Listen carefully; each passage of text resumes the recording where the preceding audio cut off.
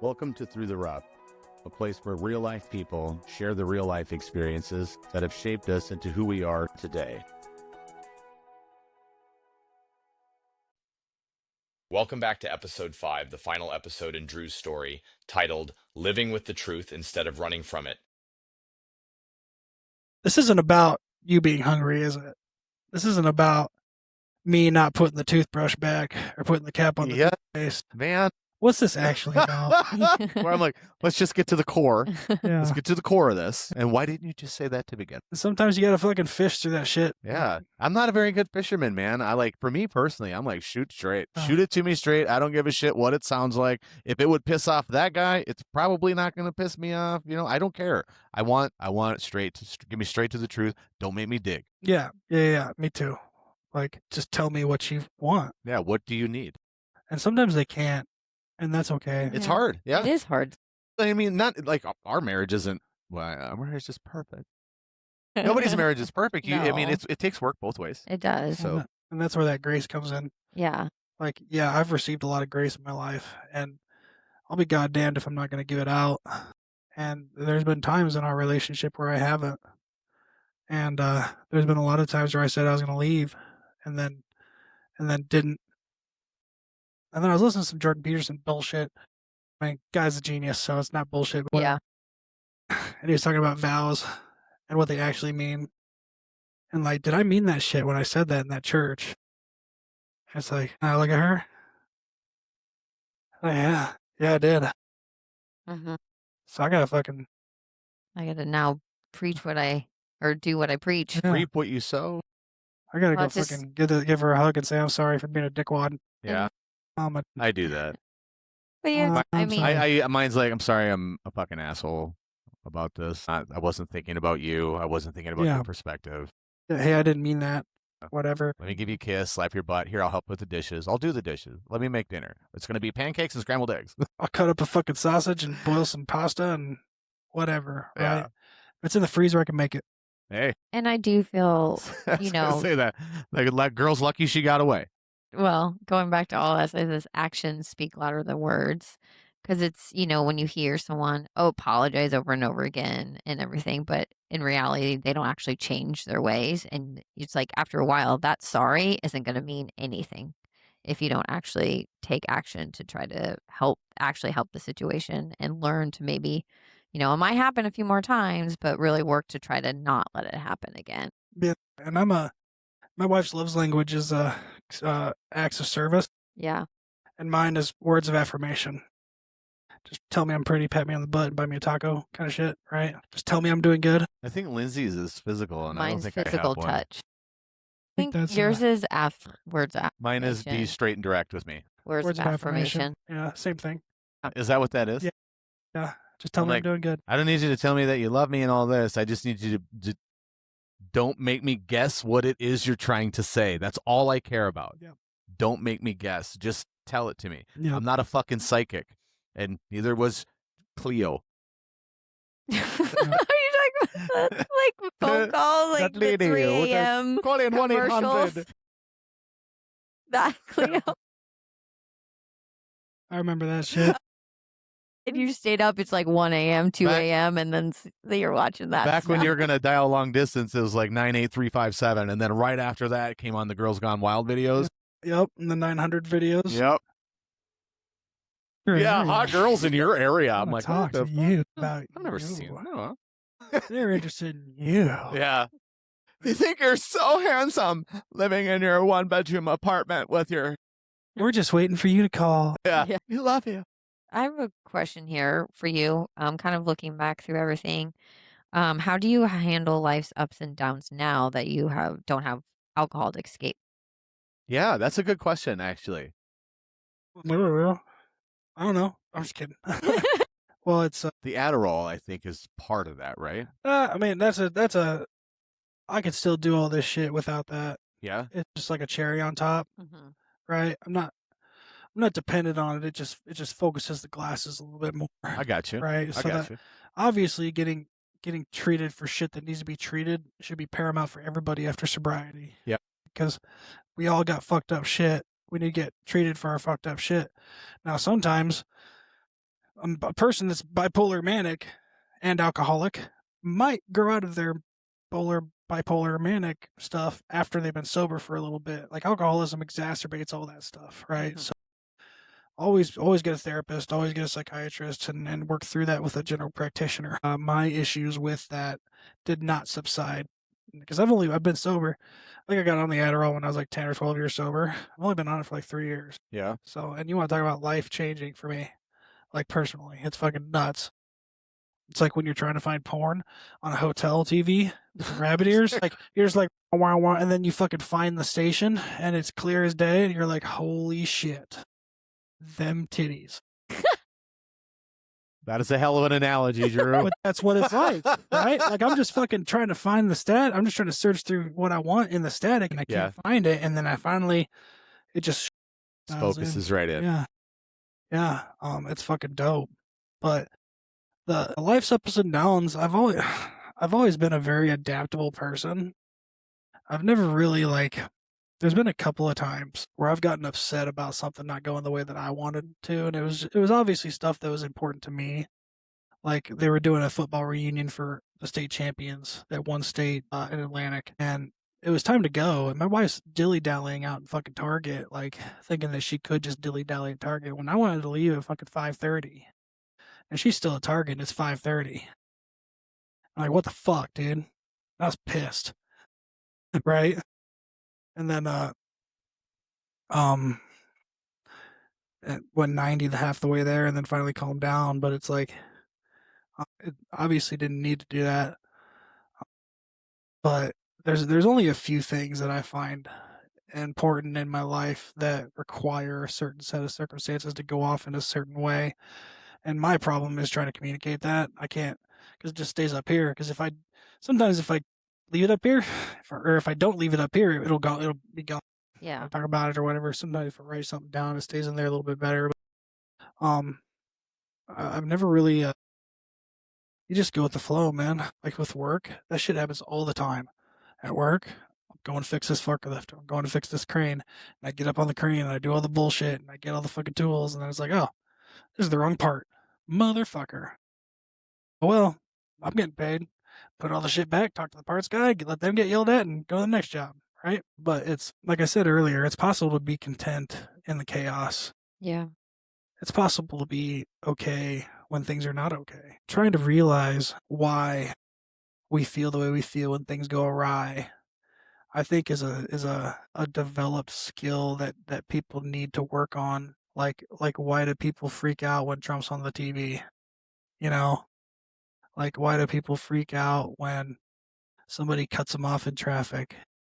Like why? Like that guy obviously just took your parking spot. Why are you having a fucking rage-like reaction? There's something else there, and you need to look at it. Like us as humans these days are not very introspective people. We blame it It's on the others. unwillingness to release control. That is where that stems. And that ultimately is fear.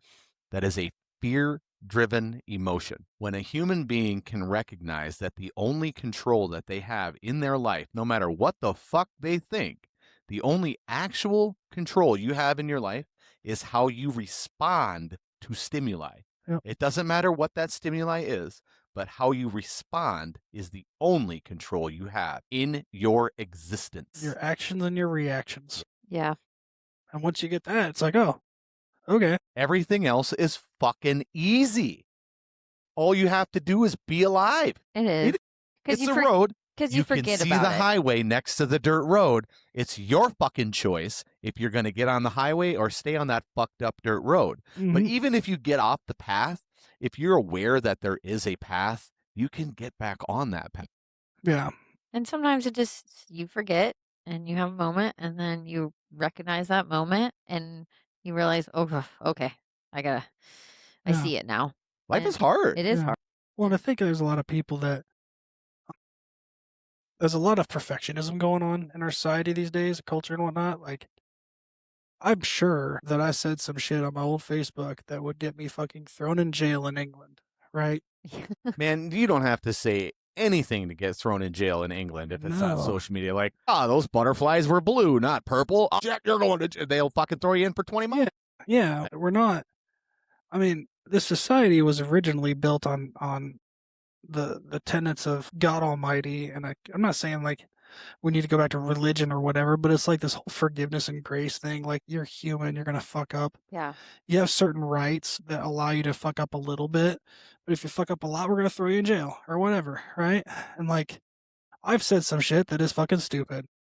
We all have. My Well, what's changed now? most men have. Yeah. What's changed now, I have the ability to correct that given new information.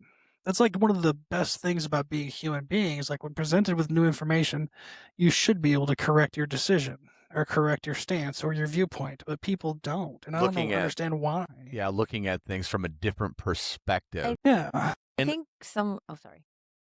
You say I don't understand why. Again, this is only my thought and my opinion, but it is an egoic stance based in fear.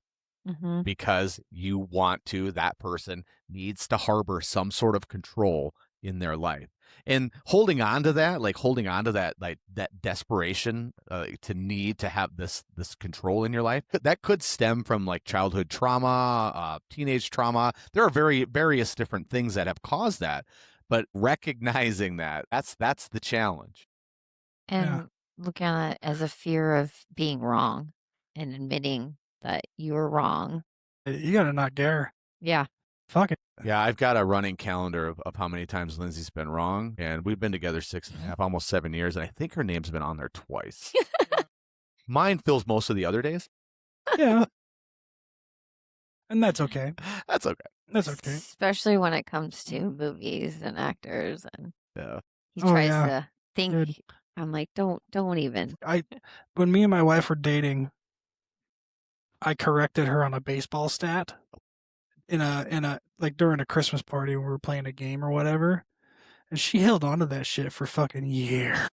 Well, Lindsay, this girl from kindergarten that broke her pink crayon. This is, she's 37 now, and she saw this girl from kindergarten, and Dude, she fuck won't even that talk bitch. to her. She's like, that fucking bitch broke my Dude, crayon. Fuck I'll that never bitch. fucking talk to her again. Since pink is my.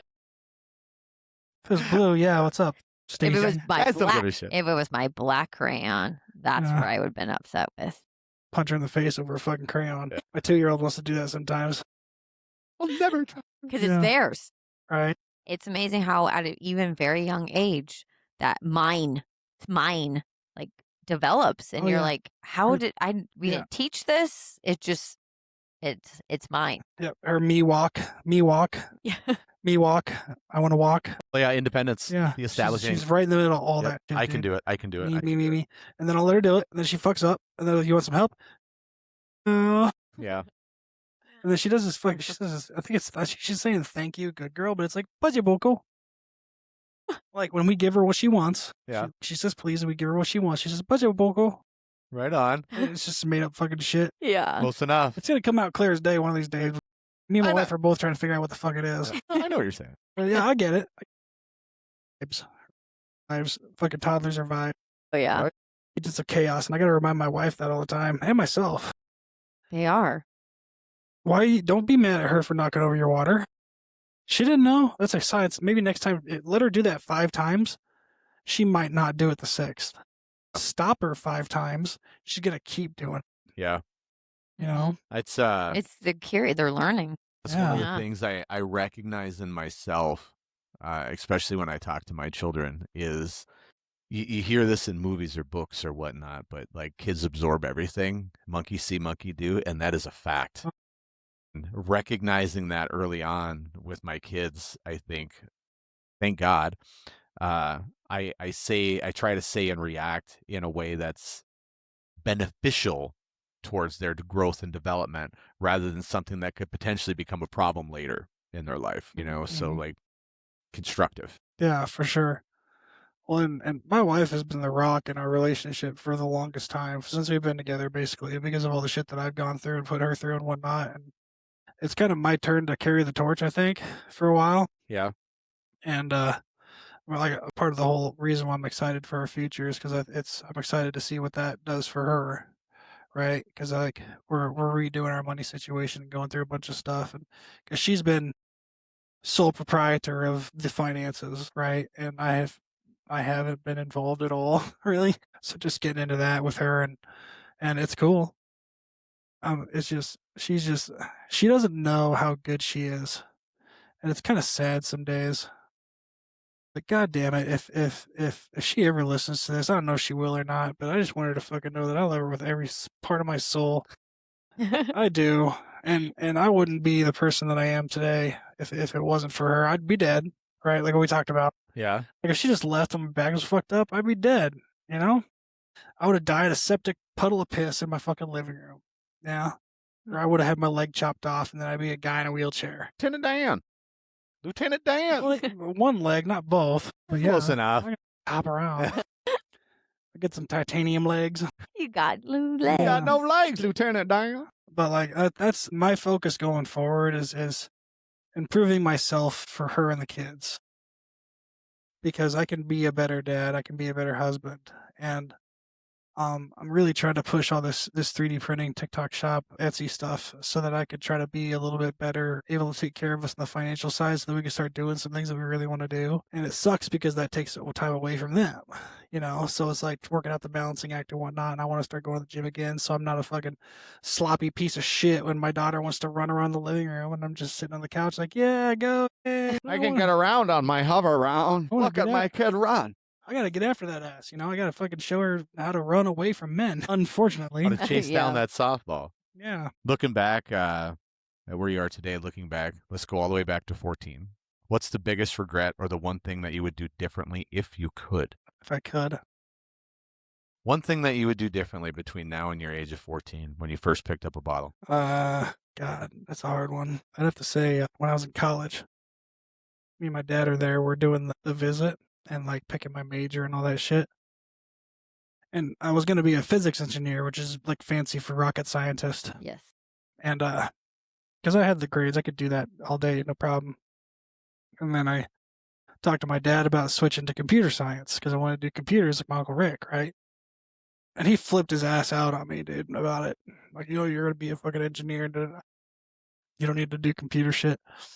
And switching that, not switching that probably would be one thing that I would do again. Like going into engineering and shit. Or going into computer science. Instead of engineering? Instead of engineering, yeah. Yeah. Because I didn't learn shit, right? Like first semester 0.084, right? So it was like I didn't really get anything out of that. And then I caught the music bug or whatever after that. Yeah, that'd be it. Because I Yeah, still but want if to you- take design classes and stuff. Well, that's why I like doing the 3D printing thing now because it's kind of like that, right? Like I'm designing shit, Yeah. solve problems. But if you were to have refocused, taken that time in your life more seriously instead of focusing on the alcohol, don't you think that it would have potentially benefited you far greater than it has? Possibly, but I think if I was actually in the major that I wanted to be in, as opposed to the Yeah. one that my dad wanted to be in, I probably would have been able to apply myself. So you weren't Yeah. walking necessarily in your own shoes at that time. Yeah, exactly. Trying to Exactly. I fulfill was just being what somebody he else's wanted me to be. expectation. Yeah, I exactly. gotcha. Yeah, which fucking sucks, but Yeah. it is what it is. Well, let me ask you, how do you hope your story impacts others who might be struggling with the same thing? It's about being honest and telling the truth, not only with yourself, but with other people. But like, there's also a caveat to that because I've used honesty selfishly, right? Elaborate on that. What do you mean you've used honesty selfishly? Well, like say I'm trying to get the girl, To manipulate? yeah, and I know her boyfriend's doing some shady shit. And then I tell her, what benefit is that to anybody other than myself? Now, granted, you can say, well, oh, she deserves to know and da-da-da. So it's not my fucking place to tell. The intent You know. behind it was malicious. Yeah, there's a lot of instances like that. And when I talk at meetings and shit about that, people always look at me like a dog looking through a fucking screen door. Like, what are you talking about? Like, well, Yeah. then you get some examples and they're like, oh, yeah, I've done that too. And so I'm learning that there's not a lot of black and white in life. It's a very, very gray world that we live in as far as the choices and the decisions and the consequences that we encounter. But God damn it, if there isn't color fucking everywhere. I find that fascinating. That is your perspective, where I see it so differently. For me, I see it as I see things very binary. Yeah. It's either a 1 or a 0. I mean, you can do the points all the way through, all you want, but it's either a 1 or a 0. Ultimately, it's either a yes or it's a no. And that's just how I see it. And that doesn't make it right. That doesn't make it wrong. But my decision making, I obviously I try to think about other people, right? But it's either There's a right action or a wrong it's action. either this way or that. Yeah. Well, the binary is a part of the grayscale, right? Elaborate. Well, you got all the gray, and then at the ends of the gray, you got the white and the black. Yeah. And then everything in between is the gray. So it's an aspect of that. So there are situations where that's the case. Did you run a red light? Yes. Right? Were you speeding? Yes. Yes. Like that. There's no grayscale there. No. Well, it said 55 and I was only 2. No, you were speeding, asshole. Yeah, it's either a Right. yes or a no. Yeah. Are you driving without a license right now? Yes. You know, I spent a couple of nights in jail for that shit. Stupid shit. You know, so, but when it comes to like relationships and people, there's a lot more. Complexities. Dude, it's so complex. Because you have to think about your action, how that's going to affect the people in your life. Yeah. Well, it's not. Yes, that's accurate. But there's also other parts where it's like, are you thinking about how it's are you putting the feelers out there too far and trying to extrapolate the future? Or are you just trying to live in the now? Because like a lot of my anxiety that I'm experiencing recently, I've never been an anxious person. And I recently went to my doctor and I'm taking a leave of absence from work because of anxiety, because of a lot of things that we're going through right now in life. And, between me and my wife and my job and just fucking life, right? Like shit that I never knew how to handle. And like my blood pressure is probably like 170 over 110 on a regular basis, which is like a hypertensive crisis. Yeah. So I'm taking meds and all that shit for it. But that's been rough because it's like I'm trying to relate to I can relate to my wife now when she tells me that she's anxious. Yeah. My doctor literally gave me the same med that she takes. You recognize that. Yeah, it's Yeah. like, do you feel like this all the time? It's a level of awareness. And she's like, no, but when I tell you I feel anxious, that's what it's like. I'm like, oh my God, I'm so sorry. You had no idea. I'm so sorry that I ever dismissed this or made you feel like you were a fucking idiot. Like I'm so sorry that, and it's given me I've been able to empathize with her on a very deep level when it comes to her anxiety and her fears and the way she views the world, right? Because she's the type A, we're going to do this, this, and this, and then it's bedtime, right? And I'm not. I'm in the fucking inner tube down the river, and we're going to get to point B eventually. Yeah. Right. But how we're getting there, I don't know yet. Yeah, Don't right? care- I mean, Don't there's care some, how I get there. there's some things that I want to like be rigid with to a point, like bedtime for baby is 8-ish. Yeah. Dinner should be Rigid 8-ish. Yeah. Yeah, I like that oxymoron. dinner should be around 6-ish, you know. But like, It's a firm 6-ish o'clock. yep. And it's when I'm cruising through life, I have to be like, and a lot of my anxiety is coming from like, how is she going to react to my actions? And that's not fair to her, and it's not fair to me. But it's something that I've developed over the years of our relationship, either through her poor reactions or my delusions of her reactions, or me not trying to understand where she's coming from. Mhm. Right? Not asking the question, is this about the toothpaste or is this something else? Right? And also all the bullshit I did with the whole like, oh, I'm going to leave if you do this again, which isn't true anymore. And That's She's a- do you recognize that as a selfish statement? very Yeah. 100%. Because what's she supposed to do with that? There's no room for growth in that statement. That doesn't fucking coincide with the vow that I made, for better or worse. Right? Recognize something very, very, very, very similar in myself not too long ago, actually. Yeah, like Where we're gonna made do a- this or we're not. Made a comment like that, and it was about a week later. I came back. I'm like, hey, because I thought about it over and over and over again. I'm like, God, what a fucking stupid thing to say. And so I went back to Lindsay. I'm like, man, I recognize what I said and just how fucking stupid that was and how selfish that was for me to say that. It is not fair for me to put you in that position. Yeah. Ever, under no circumstance. But yeah, like those are big steps, monumental steps for you. Me and Herbert, we've tested the waters, man. We've put each other through the ringer, and I'll be goddamned if now at this point in our lives, like I'm fucking super stoked for what it's gonna look like. Yeah. Because, like, we're finally, for the first time in our marriage, we're finally starting to develop that unified track. Yeah. Like, we're going to go here together when we get there, and then we're going to go here together, and so forth and so on. And if somebody tries to knock us off the track, we're going to shoot them in the face. Hypothetically. We're going to make the bodies disappear. Yeah. We're going to call her father-in-law up, and we're going to make bodies disappear. He used to work with a bunch of gangsters in the elevator trade. Oh boy. That motherfucker's got some stories, dude. I'm telling you what. His name's fucking Kerry Hofer. We just call him Hof. That's how everybody knows him as Hof. I'll run into his old coworkers on the job site sometimes. Hey, you know Hof? Hof? Yeah, that dude's fucking awesome. He's got stories, man. But like, and my daughter, dude, holy shit. I didn't get it until I got it, right? Damn it.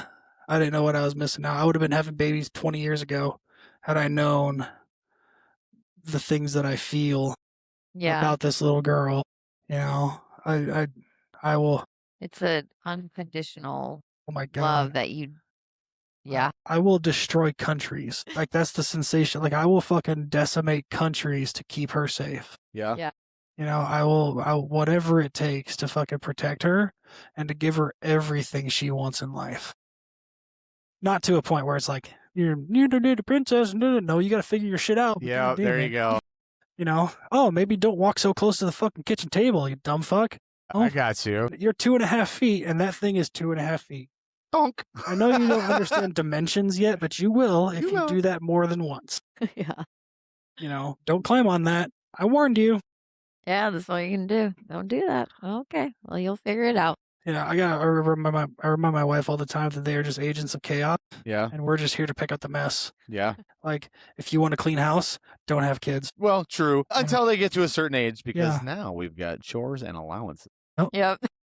Yep. And Now they can contribute to the house cleaning. Yeah. Yeah, but getting a goddamn 2.5-year-old to pick up her shit in the living room. Not gonna happen because sometimes it's literal Impossible. shit in the living room. And she'll pick that up, and you're like, no. Yeah. But getting my 10-year-old to do it is a goddamn chore in and of itself.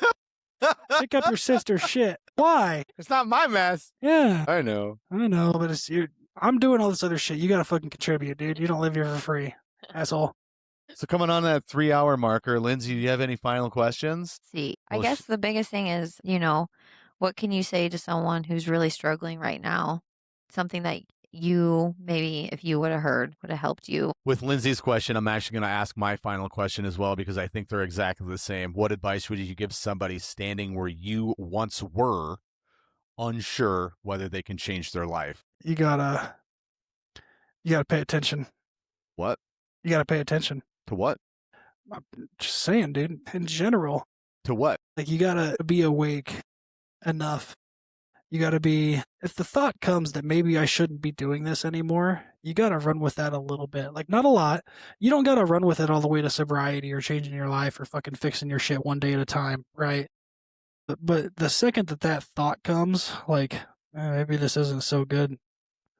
I'm getting kind of tired of hurting people. I don't know what I want to do.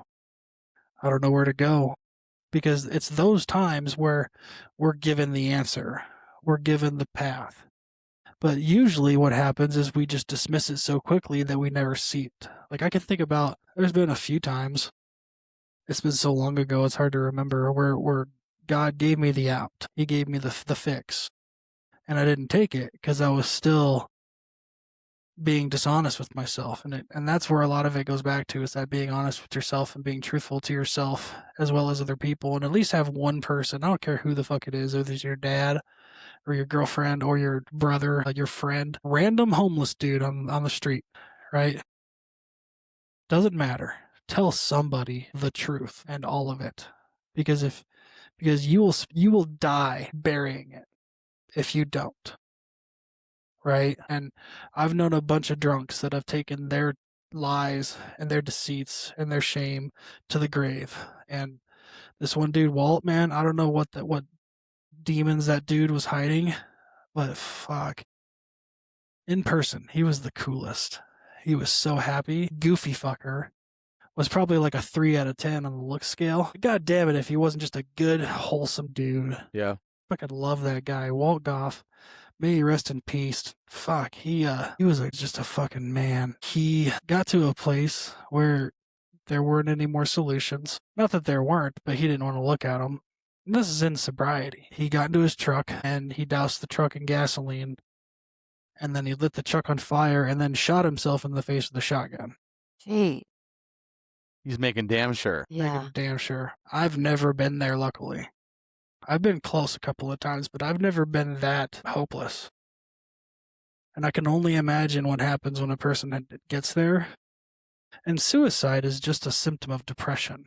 It's a coincidence. It's not something else. It's a result of a disease that can be easily treated.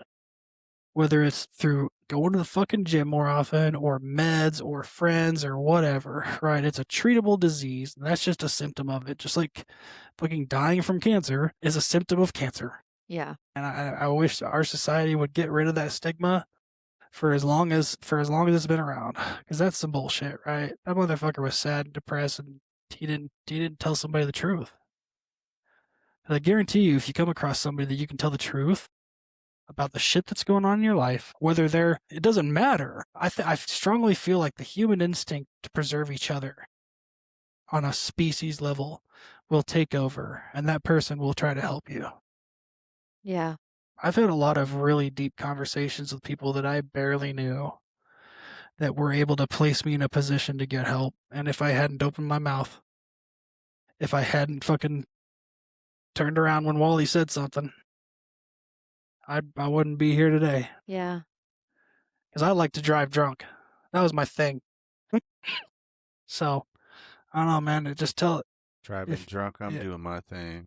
If you're fucking listening to this and then something strikes a chord, fucking holler, whatever, but tell somebody the truth, the whole truth, and don't hold back ever. Honesty, integrity, a moral compass. Is that some fuck- tools to a pathway to salvation? Yeah, I mean, fuck the moral compass, right? You're telling somebody the truth to fucking bail your own ass out, It's not a right? moral compass. Yeah. You're But being moral to yourself. Yeah, true. 'Cause True. If you can get to the point where you stop lying to yourself, it makes it all that much easier to not lie to other people. Yeah, for sure. But you're the easiest motherfucker to delude. Yep, exactly. Yeah, that's 100%, dude. I can lie to myself so much easier than I can lie to you. Until you believe it, and now it becomes your truth, your reality, and then it's easier to spit that in other people's face. Yeah, just tell the truth. And then they're going to accept those lies and bullshit as reality. Oh no, he's fine. He's a happy guy. He's happy all the time. He's always smiling, always joking, cracking jokes. He's fun as fuck to be around. Yeah. I don't know why he blew his head off with a fucking shotgun and set his car on fire right before that. Right? I had to say that right before that because Yeah. you get where I'm going. Well, there's been times where I've been in those situations where I was receptive to change, and I would just end up at a church somewhere, and I'm not anti-religion by any means, but those people will listen for as long as it takes for you to tell them the truth, Because they embody the spirit of Christ. and they can do that shit. And you could not go back on Sunday, or you could. It doesn't matter. It doesn't matter. But tell somebody the truth. Yeah. Because then if you tell somebody the truth, then it's going to be easier the next time. And the next time, and then you can fucking get yourself out of the hole and go do some shit with your life. The sooner you start recognizing the truth, the sooner you can start the healing process. Yeah, basically. Drew, have you been through the rough? Yeah, buddy. Are you still going through it? Yeah, always, man. In the book, at the very end, it's surely you will meet some of us as we trudge the road of happy destiny, right? And the word trudge is defined by, with difficulty, right? Like trudging through mud. Yeah. So we as people are trudging the road of happy destiny. It's not a destination. The road is happy destiny. And they use the word of instead of to because there isn't a destination. We're just here doing this together and going forward. And as long as we keep taking one step at a time, one day at a time, we will eventually get to a place where it won't be so hard. Enjoy the journey because the end of the road is a fucking casket 6 foot under the ground. If you're lucky, Yeah. enjoy the journey. You too, bud. Thank you. Thank you for listening. Don't forget to stop by throughtherough.net to check out our latest episodes, merchandise, and hit that donation tab to keep content coming. See you again next week.